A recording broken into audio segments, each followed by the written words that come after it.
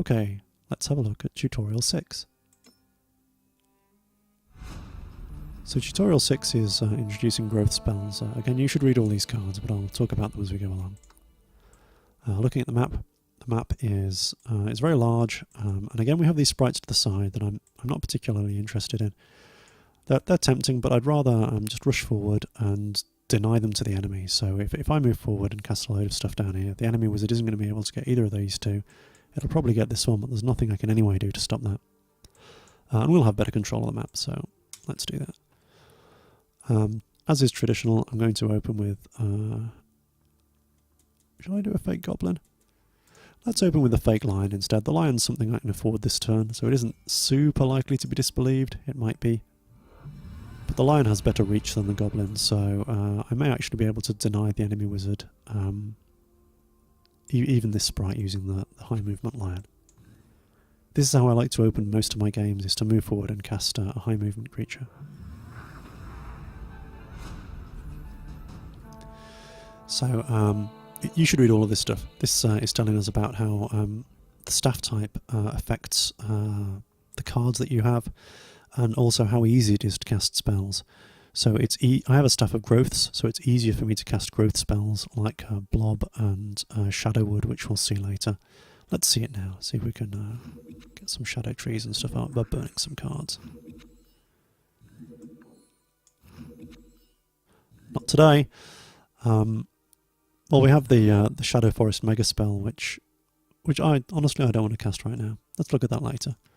So the enemy wizards cast a skeleton, so we can't really do anything with that now. So we'll move around here so that the lion can't be attacked. We'll use a magic attack to weaken the skeleton, so we can finish it off in one turn when the wizard gets into range. And we'll advance while staying 2 hexes out of the purple bolt range.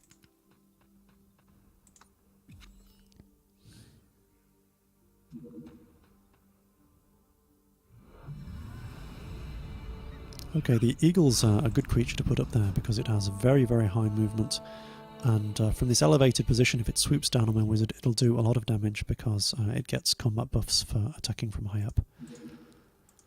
So we don't want to give the skeleton the first punch, but I am kind of tempted to play brutally aggressively here, and let's see what the skeleton's agility is. 60 versus the lion's of 40, so I can't engage. What I'm considering doing is moving forwards here and using the gooey blob on the eagle. The gooey blob will trap the eagle, and it will automatically spread to 3 adjacent hexes, so it's pretty likely it'll spread to the enemy wizard as well. And while the creatures are trapped inside it, they'll take damage. It can't harm undead, but it can still prevent them from moving or attacking until the blob's gone. That's yeah, that's what I'm going to do, because I'll take a hit from the skeleton, but it won't kill me, and then the next turn I can retaliate versus the skeleton and get rid of it and move up with my lion. So let's see where the blob gets to first. If the blob doesn't get the enemy wizard, I shouldn't be in trouble. Even if it misses the enemy wizard, it's going to cover these 3 hexes, so the enemy wizard can't advance on me or get line of sight for bolt. Excellent. So it has got the enemy wizard, and I've explained all this anyway.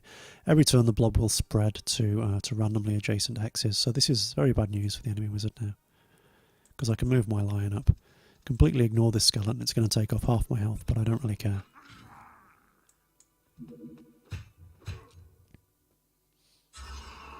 Okay, so it figured out the lion was a fake, which was a shame, and now it's using a magic attack on me because, or on the blob rather, which is a good move. This is one of the things I was going to suggest.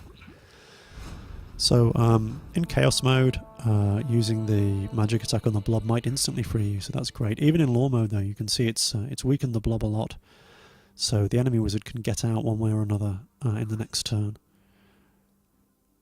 So I'm going to deal with this skeleton, which was fake. The AI is playing some great fakes at the moment. Another good spell you can use if you're trapped in the blob is Shadowwood. So you can cast these shadow trees adjacent to you, and then the next turn they can all have a go at digging you out of the blob. I'm going to... I think I'm actually going to cast an elephant, because if the enemy wizard has another magic attack and frees this eagle, it can swoop down and probably kill my wizard. So I want something to mount to keep me safe.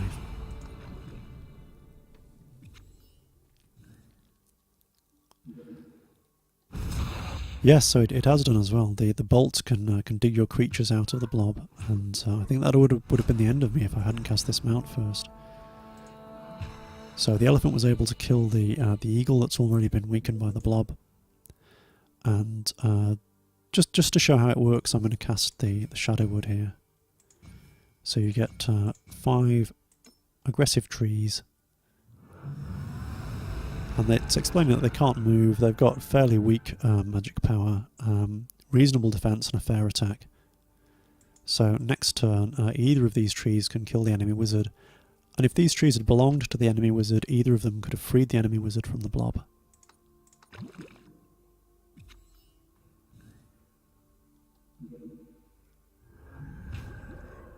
Yeah, so the enemy wizard's got nothing here, so the attack with the tree is going to finish them off.